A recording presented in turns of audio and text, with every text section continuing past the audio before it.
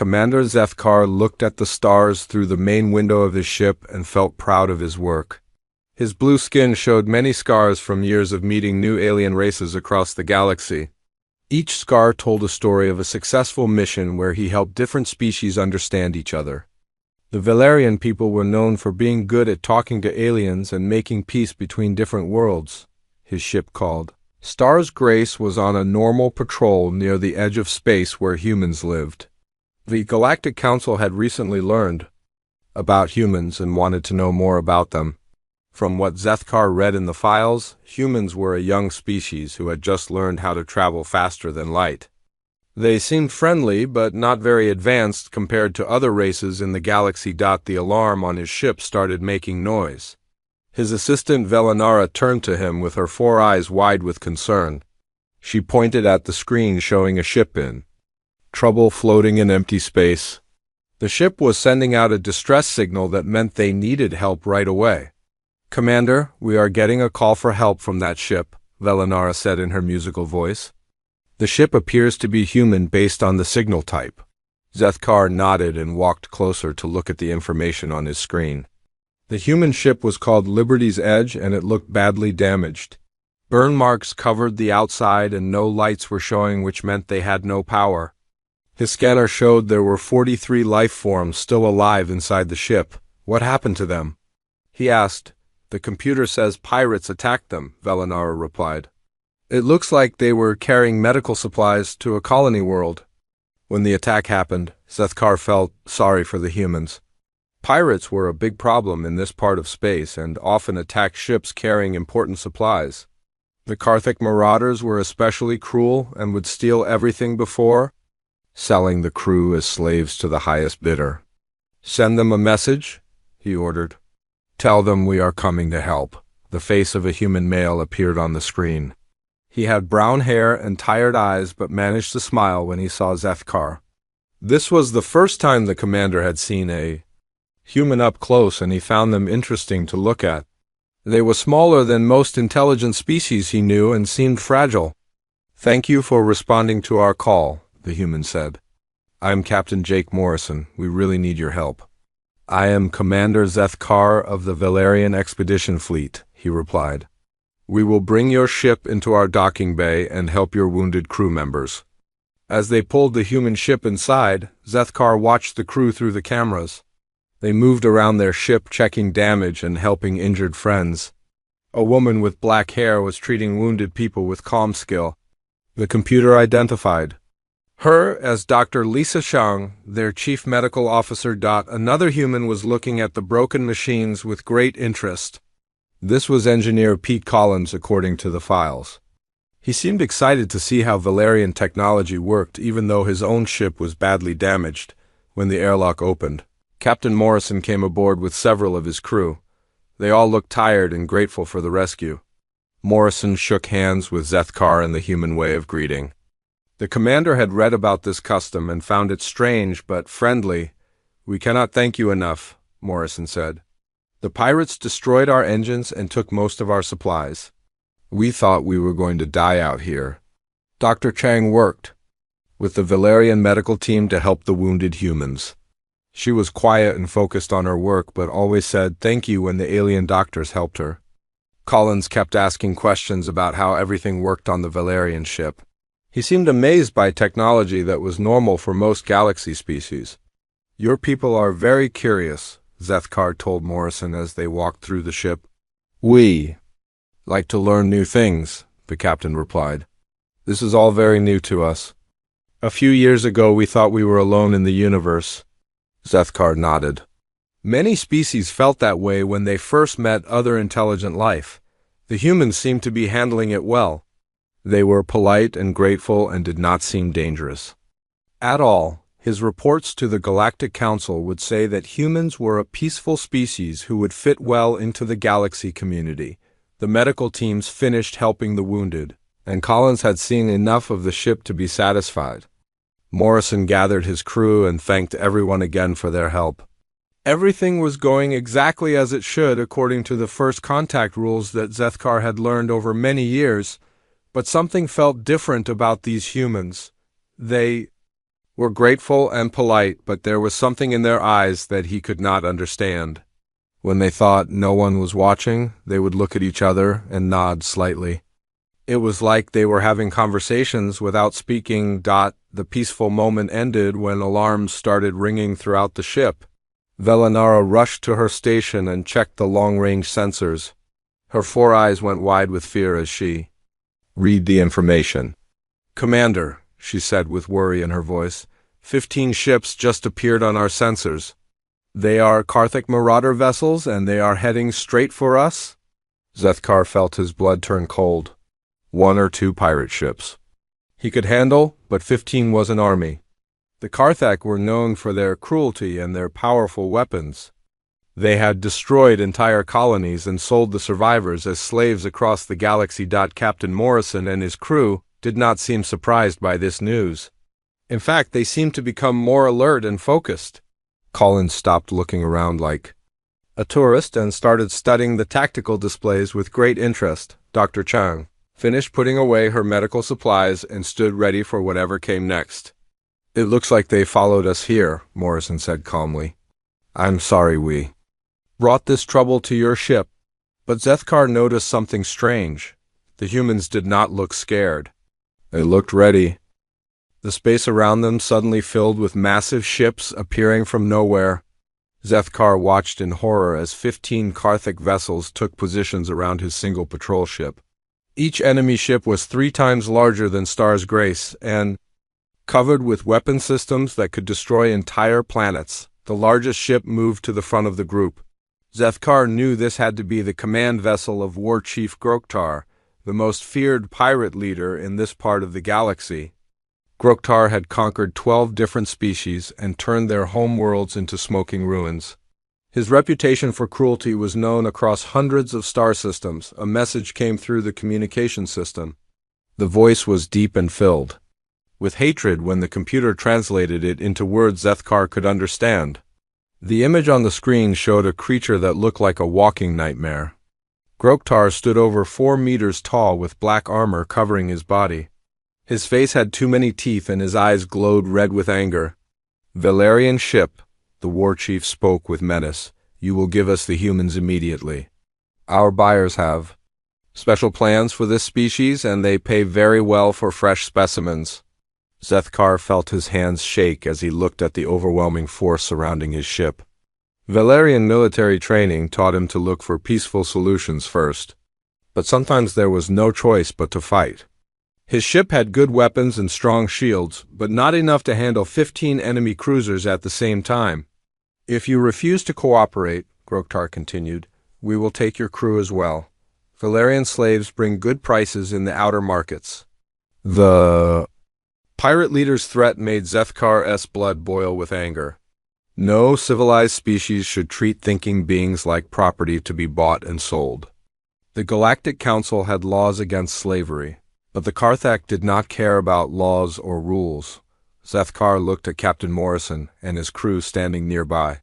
The humans were listening to every word, but their faces showed no fear. Morrison exchanged quick glances with Dr. Chang and Collins. It was like they were having a conversation without speaking words. "We cannot abandon them," Zethkar told his own crew, though his voice shook with worry. "Council law requires us to protect all thinking beings from slavery and harm." Velanara worked at her station trying to find options. Her 4 eyes moved quickly as she checked weapon systems and shield strength. The numbers were not good. Their ship could fight well against 1 or 2 enemies, but 15 ships meant certain death for everyone. "Commander," she said quietly, "our shields can hold for maybe 10 minutes against that much firepower. It will not be enough time to escape." Zethkar nodded and turned to the human captain. He felt terrible about what he had to suggest, but there might be one chance to save some lives. "Captain Morrison," he said with sadness in his voice, "my ship will try to create an opening in their formation. If we can break through their line, you might be able to reach the asteroid field and hide until help arrives." The human captain smiled when he heard this plan. Zethkar had learned that humans smiled when they were happy or found something funny. But this smile was different from the grateful expression Morrison had shown before. This smile made the commander feel uncomfortable in a way he could not explain. "That is very kind of you, Commander," Morrison replied in a voice that sounded strange, "but I think you do not understand what is really happening here." Collins stopped pretending to be interested in the ship's systems and moved to a control panel that Zethkar had not noticed before. Dr. Chang put away her medical supplies and stood with her hands behind her back in a position that looked almost military. "What do you mean?" Zethkar asked, though he was starting to suspect that something was very wrong with his understanding of the situation. Morrison walked to a communication station that definitely had not been there when the humans first came aboard. The equipment looked much more advanced than anything a medical supply ship should have. He pressed several buttons and spoke into a device that appeared from nowhere.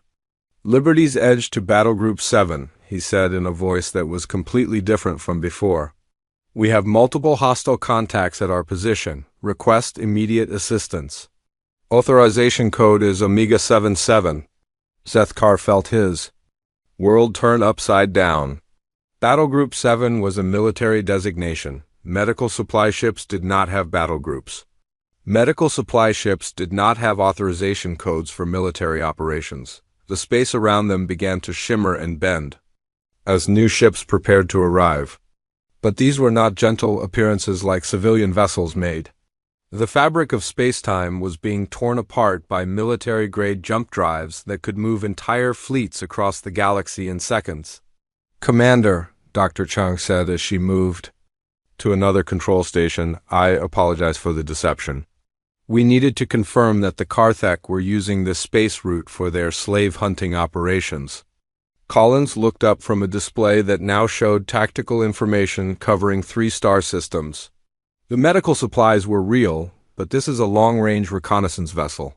We have been tracking these specific pirates for 6 months."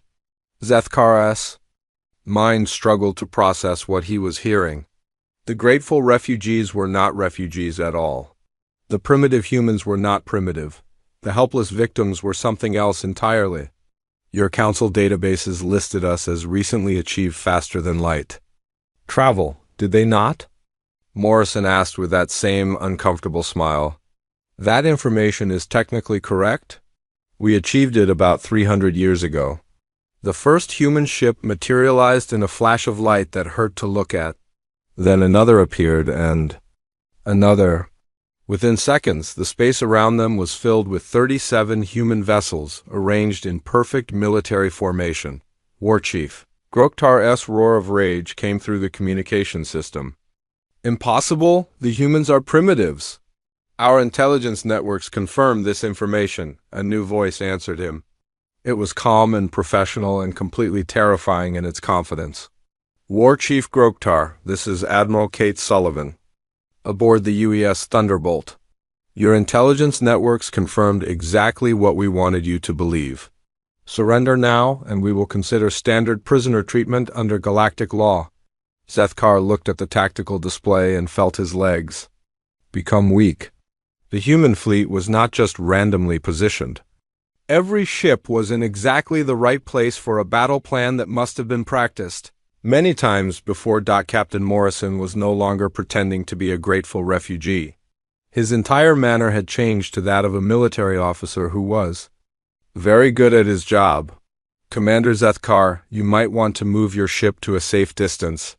Things are about to become very dangerous."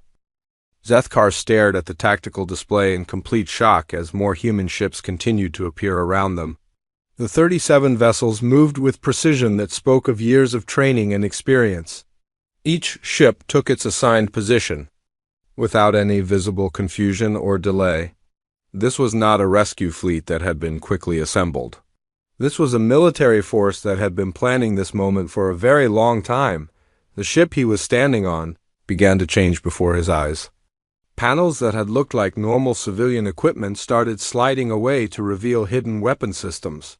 The walls themselves seemed to shift and reshape as military-grade shields activated around the hull. What had appeared to be a simple medical supply ship was transforming into something that looked like it belonged in a major space battle. How is this possible? Zethkar asked Captain Morrison, though he was not sure he wanted to hear the answer. Morrison touched a control panel. And suddenly the entire front section of the ship opened up like a flower blooming. Inside was a command center that belonged on a military vessel, complete with tactical displays, weapon controls, and communication equipment that was more advanced than anything Zethkar had ever seen. We needed to get close to the Karthak. Trade routes without being detected, Morrison explained as he took his position at the command station. A medical supply ship carrying aid to colony worlds was the perfect cover. Pirates would either ignore us completely or try to capture us. For the supplies. Dr. Chang moved to a station that was clearly marked for intelligence operations. Her medical equipment was still real, but it was only a small part of what she actually did. "We have been tracking Groktar's fleet for 6 months," she said while bringing up holographic displays showing pirate movements across multiple star systems. "They have been taking humans from our outer colonies and selling them to buyers in the dark sectors of space." Collins walked over to what Zethkar now realized was a weapons control station.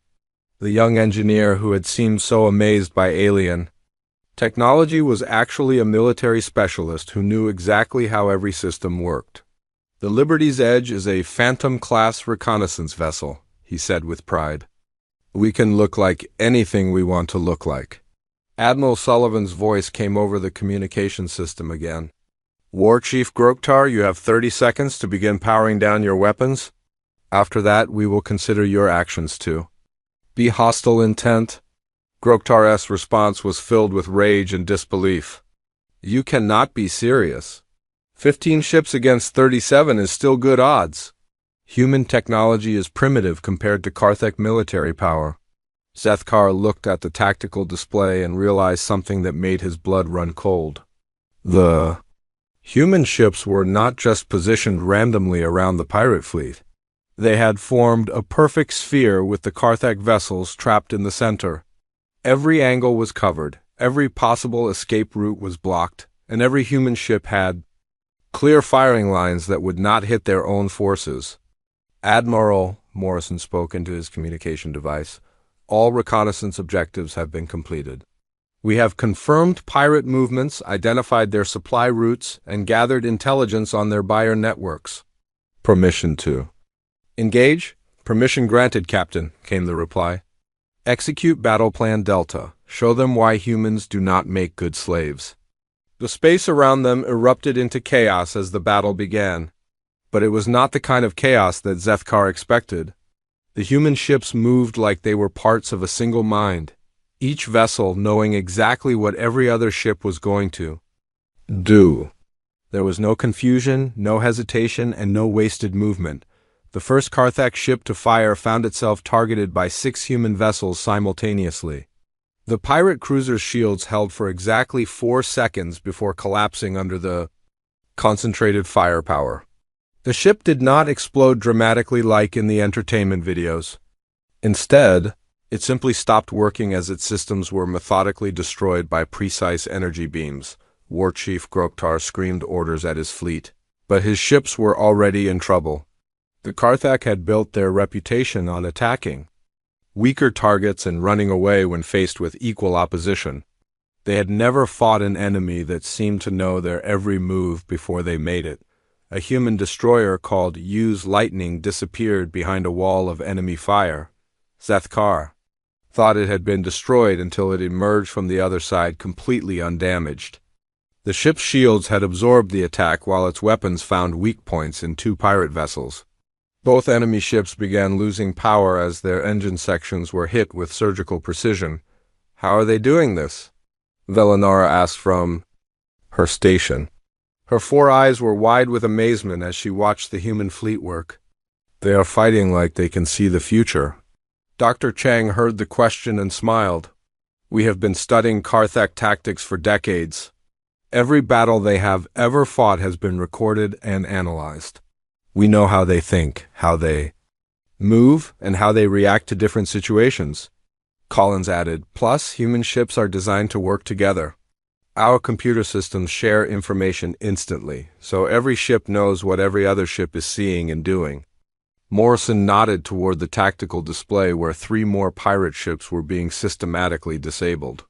The Karthik fight like individuals trying to prove how brave they are. We fight like a single organism with 37 different parts.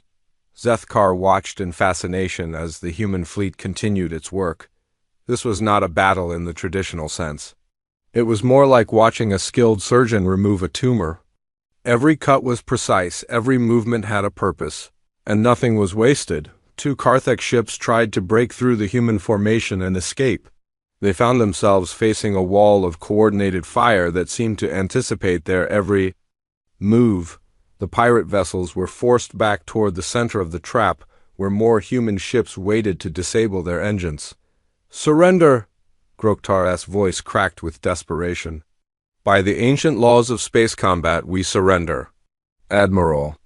Sullivan's response was immediate and terrifying in its calmness. "Surrender acknowledged. Prepare to be boarded for processing of war crimes charges." The battle was over in less than 10 minutes.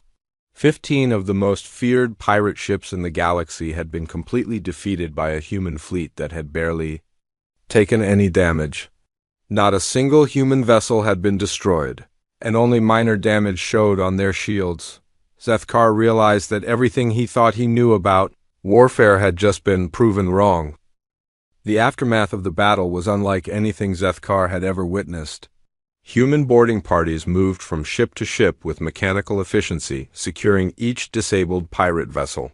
They worked in teams of 6, their movements coordinated and purposeful. What struck him most was their complete lack of emotion during the process. They were not angry or excited or proud. They simply did their jobs. War Chief Groktar's flagship, the massive dreadnought called Bone Crusher, hung powerless. In space, its weapons were offline, its shields were down, and its engines were dead.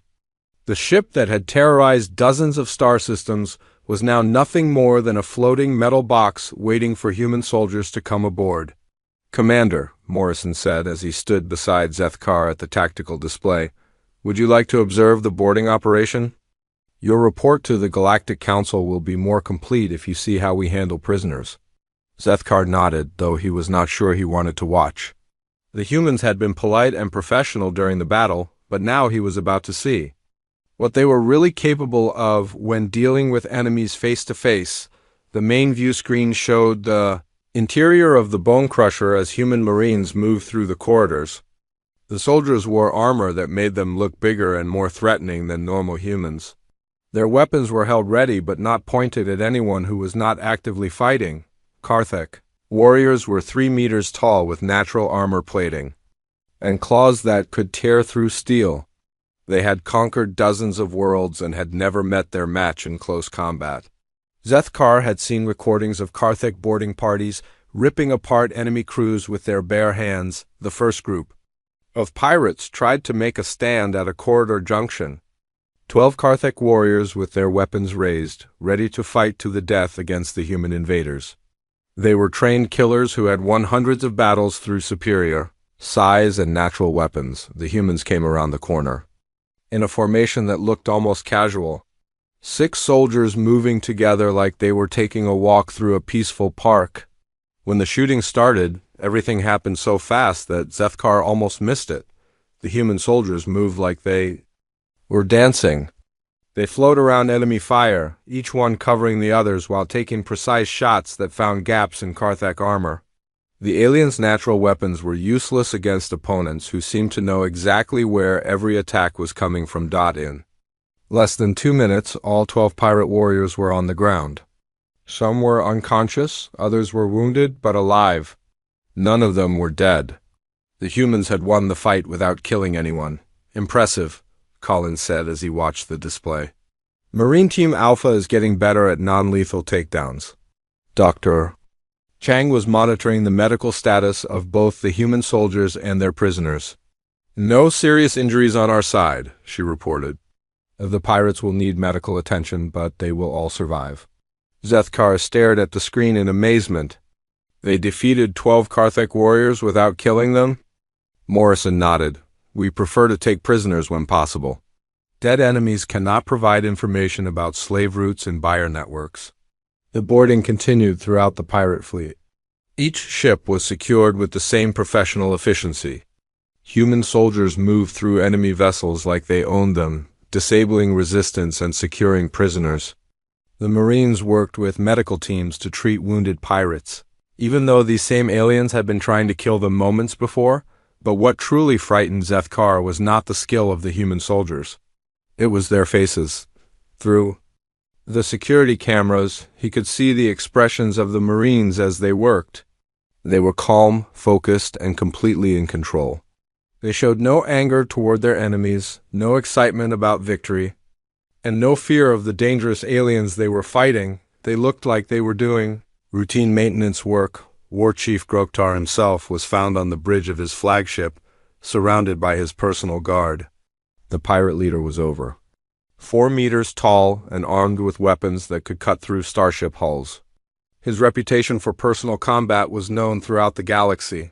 6 human Marines walked onto the bridge and surrounded him. Groktar roared a challenge and raised his weapons, ready to die fighting like a warrior. The humans looked at each other, nodded once, and then did something that made Zethkar's blood run cold. They smiled. The fight lasted exactly 37 seconds. When it was over, Groktar was unconscious on the floor with restraints around his arms and legs. His personal guard were all alive but defeated. The humans had captured the most feared pirate leader in the galaxy like he was an unruly child. Medical team to flagship bridge, one of the Marines said into his communication device. We have prisoners requiring treatment for stunning and minor injuries. Admiral Sullivan's voice came over the communication system. All vessels report boarding operations complete.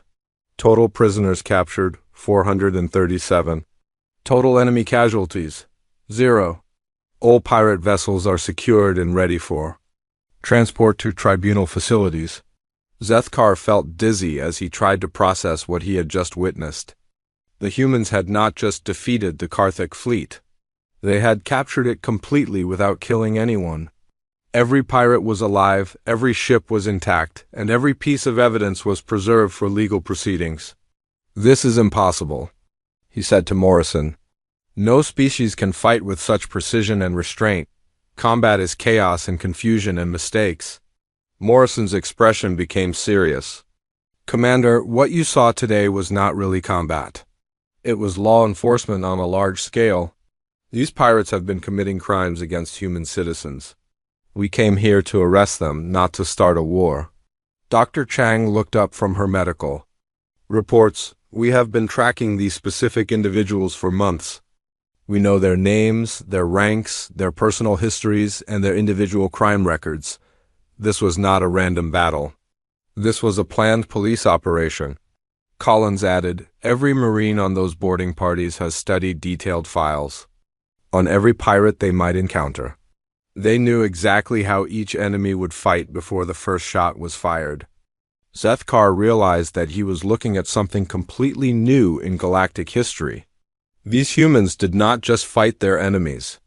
They studied them, learned about them, and then defeated them with knowledge instead of just superior firepower. What happens now? He asked. Admiral Sullivan's image appeared on the main screen. She was an older human woman with gray hair and eyes that seemed to see everything. Now we process the prisoners according to galactic law, return stolen property to its rightful owners, and submit our evidence to the appropriate tribunals. She paused and looked directly at Zethkar. Commander, your government will want to know about this operation. We would appreciate your honest report about what you observed here today. Zethkar nodded slowly. His report would change everything. The galaxy thought it knew about humans. They were not primitive newcomers to space travel. They were something far more dangerous than any military force the galaxy had ever seen. They were patient hunters who turned law enforcement into an art form. Hours later, Zethkar found himself aboard the human flagship UES Thunderbolt, still trying to understand what he had witnessed. The ship was enormous, easily 5 times larger than his own vessel, but it felt more like a floating city than a military warship. Corridors were wide and well lit, with artwork from dozens of different worlds decorating the walls. Humans walked through the passages with purpose, but without the rigid, military bearing he expected from soldiers. Admiral Sullivan met him in a conference room that could have belonged to any diplomatic vessel.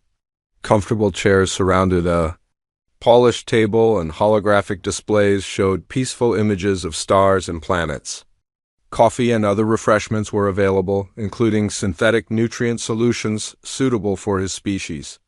"I apologize for the deception we practiced on you," Sullivan said as she poured herself a cup of coffee. "Most species we encounter prefer to meet us when they feel ready, rather than being surprised by our true capabilities." Zethkar accepted a nutrient solution and tried to organize his thoughts. "Admiral, your files in our databases list humans as having achieved faster than light travel only recently. They describe your people as a young species with limited technology and peaceful intentions." Sullivan smiled and activated a holographic display that showed the Milky Way galaxy. Blue dots appeared across the image, marking locations that the galactic databases had listed as unexplored or uninhabitable. There were thousands of them, spread across regions that other species had written off as empty space. "We have been watching the galaxy for about 200 years, she explained. "Learning languages, studying cultures, trying to understand how we might fit into the larger galactic community. The answer, unfortunately, is that we probably do not fit very well." Dr. Chang entered the room carrying a datapad filled with information about the captured pirates. She had changed from her medical clothing into a military uniform that showed her rank as commander. "We finished processing the prisoners," she reported. 437 individuals charged with slavery, piracy, and crimes against sentient beings. All evidence has been documented and prepared for tribunal review. Collins joined them, also wearing a military uniform that identified him as a lieutenant in the Human Intelligence Service. "We found extensive records on their ships about slave trading operations," he said while bringing up holographic displays. "They have been taking people from 17 different species and selling them to buyers in the Outer Rim territories." Zethkar studied the information with growing horror. The scale of the Karthak operation was much larger than anyone had realized. They had been stealing sentient beings from across the galaxy and treating them like cargo to be bought and sold. "This has been going on for decades," Sullivan continued. "The Galactic Council knew about some pirate activity, but they did not understand the full scope of the problem. We decided to investigate it ourselves." "Why?" Zethkar asked. "These pirates were not just targeting humans. They were taking prisoners from many different species." Admiral Sullivan's expression became serious. "Commander, we learned a long time ago that evil anywhere is a threat to good people everywhere. When someone starts treating thinking beings like property, it becomes everyone's problem." Collins brought up another display showing human colonies scattered across space. "We have been expanding quietly for 2 centuries, establishing settlements in places other species considered worthless. Desert worlds, ice planets, radiation-soaked systems that most aliens avoid. We learned to adapt instead of looking for perfect conditions." Dr. Chang added, "Every human colony has defensive capabilities and communication links. When the Karthak started raiding our outer settlements, we knew about it immediately, but we also knew they were raiding other species."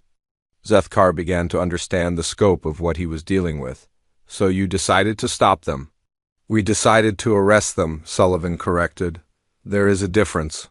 We could have destroyed their ships and killed everyone aboard, but that would not have helped their victims or prevented future crimes." The Admiral activated another display showing the processing of captured pirates. Human medical teams were treating wounded Karthak warriors with the same care they gave their own people.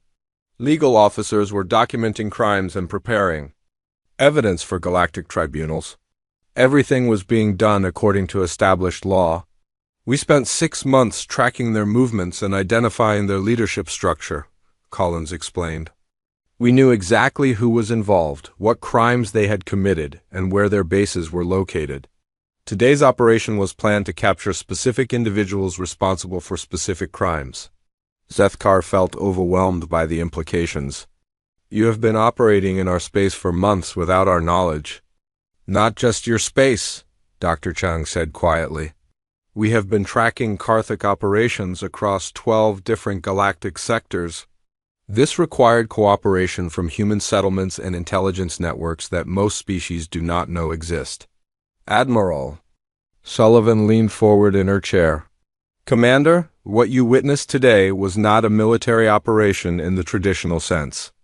It was a law enforcement action conducted by people who believe that justice should be available to everyone, regardless of what species they belong to. The room fell silent as Zethkar tried to process everything he had learned. The humans were not primitive newcomers to galactic civilization. They were an advanced species that had been quietly building their own civilization while studying everyone else. They had technology that surpassed most known species, but they used it for protection and law enforcement rather than conquest. What happens now? He asked finally. Now we turn the prisoners over to the proper authorities for trial, Sullivan replied. We will provide all evidence and testimony needed for conviction. The stolen property will be returned to its rightful owners, and the victims will be freed. Collins added, We will also share our intelligence about other pirate operations with any government that wants to cooperate in stopping them. Dr. Chang looked at her datapad. We have identified 47 other criminal organizations operating in this region of space. Some are small groups of raiders, others are large networks involved in slavery and illegal weapons trading. Zethkar realized that the humans were offering to solve problems that had plagued the galaxy for decades. You would share this information freely? Admiral Sullivan nodded. Commander, we learned long ago that security is something you build together or you do not have at all. We are willing to work with any species that wants to make space safer. For everyone. The conversation was interrupted by an announcement over the ship's communication system. Admiral Sullivan, please report to the bridge. We are receiving priority communications from multiple galactic governments. Sullivan stood up and straightened her uniform. It seems word of today's operation is spreading quickly. Commander Zethkar, would you like to accompany me? Your perspective might be valuable in the conversations we are about to have. As they walked toward the bridge, Zethkar realized that everything was about to change. The galaxy had just learned that humans were not the peaceful newcomers they pretended to be. They were patient hunters who had been watching and learning for centuries, building capabilities that most species could not imagine. The question now was whether the galaxy was ready to accept them as partners, or would see them as a threat to be eliminated. The bridge of the UES Thunderbolt was alive with activity as messages poured in from across the galaxy. Zethkar watched in amazement as human officers handled communications from dozens of different species simultaneously. Each conversation was being translated in real time, and every government seemed to want immediate answers about what had just happened. Admiral Sullivan took her position at the command chair with the calm confidence of someone who had been expecting this moment. For a long time, the main screen showed a holographic conference room where representatives from 12 different galactic governments were waiting to speak with her. Admiral Sullivan, came the voice of Chancellor Vextara from the Regelian Confederation. We demand an explanation for this unprecedented military action in neutral space. Your species was supposed to be under observation protocols as new members of galactic society. The Andromedan Trade Council representative, Ambassador Clelanoth, interrupted with his mechanical voice translator. Our shipping routes have been disrupted by your fleet movements.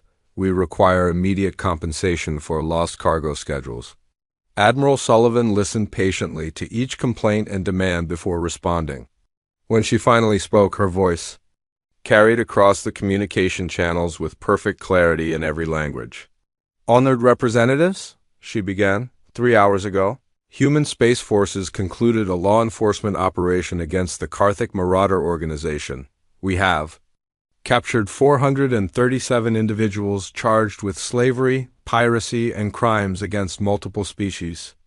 All evidence has been preserved for legal proceedings under galactic law. The conference room erupted with overlapping voices as different representatives tried to speak at once. Some were angry about the military action, others were surprised about human capabilities, and a few seemed pleased that someone had finally dealt with the pirate problem. Captain Morrison approached Admiral Sullivan with a datapad. "Ma'am, we are receiving requests for assistance from 17 different colonies that have been affected by Karthik raids. They want to know if we can help track down their missing people." Dr. Chang reported from her station. "We have confirmed the locations of 6 slave markets where Karthik prisoners were being held. Human rescue teams are standing by for deployment if we receive permission from local authorities." Zethkar realized he was witnessing history being made. The humans had just announced themselves to the galaxy as a major power, but they were doing it by offering help instead of making threats. Ambassador Threlson from the Galactic Council's Security Committee managed to speak over the other voices. "Admiral Sullivan, our records indicate that humans achieved faster-than-light travel only recently. How is it possible for your species to mount an operation of this scale?" Sullivan activated a holographic display that showed the true extent of human civilization. Thousands of blue dots appeared across the galaxy, marking colonies, research stations, and defensive positions that had been hidden from galactic databases for decades. "Honored Ambassador," she replied, "humans have been traveling between stars for over 300 years. We have been studying galactic civilization during that time, learning your languages and customs while building our own communities in regions of space that other species found unsuitable." The revelation sent shock waves through the conference room. Species that had considered themselves the dominant powers in the galaxy were suddenly looking at a civilization that had been growing quietly in their shadows. Chancellor Vextara's voice shook with anger. "This is an act of deception that threatens the stability of galactic order. How do we know your intentions are peaceful?" Collins stepped forward with another datapad. "Admiral, we are receiving confirmation that the freed slaves from Karthik ships include citizens from every species represented in this conference. The victims are asking to be returned to their homeworlds immediately." Admiral Sullivan nodded and turned back to the holographic conference. "Representatives, we have rescued over 2,000 sentient beings from Karthik slave ships. Among them are citizens of your own worlds who were taken during pirate raids over the past 5 years. We are prepared to return them to their families immediately." The angry voices in the conference room suddenly became much quieter. It was difficult to condemn someone who had just rescued your own people from slavery. Ambassador Clelanoth was the first to change his tone. "Admiral, the Andromedan Trade Council would like to express gratitude for the return of our missing citizens. Perhaps we should discuss how to prevent future pirate activities." Dr. Chang brought up medical reports on her screen. "We have also recovered extensive medical data from the slave ships. The Karthak were conducting illegal experiments on prisoners from multiple species. This information could be valuable for treating victims and preventing future harm." Zethkar watched as the conversation shifted from accusations to cooperation. The humans had not just demonstrated their military capabilities. They had proven their commitment to protecting all sentient life, regardless of species. Admiral Sullivan stood up and addressed the conference with quiet authority. "Representatives, humanity did not reveal itself to become another competing power in galactic politics. We revealed ourselves because we believe that justice and security are responsibilities that all civilized species should share." She gestured to the data showing rescued slaves and captured criminals. "We have spent 2 centuries learning about your cultures and your laws. We have built our civilization to be compatible with galactic society. We do not seek conquest or dominance. We seek partnership in making space safer for everyone." Chancellor Vextara spoke more carefully this time. "Admiral Sullivan, the Galactic Council will need time to process these revelations. However, we acknowledge that your actions today have solved a problem that our own forces were unable to address." Ambassador Threlson added, "The Council would like to invite human representatives to participate in upcoming security discussions. It appears we have much to learn from each other." As the conference ended and the various representatives signed off, Admiral Sullivan turned to Zethkar. Commander, your report to the Valerian government will be very important. How you describe what happened here today could influence how the galaxy responds to humanity's emergence. Zethkar looked around the bridge at the human officers who had just changed galactic history. They were returning to their normal duties with the same calm professionalism they had shown during the battle. To them, rescuing slaves and capturing criminals was not a historic moment. It was simply the right thing to do. Admiral, he said finally, I will report that I witnessed the most advanced law enforcement operation in galactic history. I will also report that humanity appears to be exactly what the galaxy needs right now. Sullivan smiled and extended her hand in the human gesture of friendship. Commander, we look forward to working with you and your people. The galaxy is a big place and there is room for all of us to build something better together.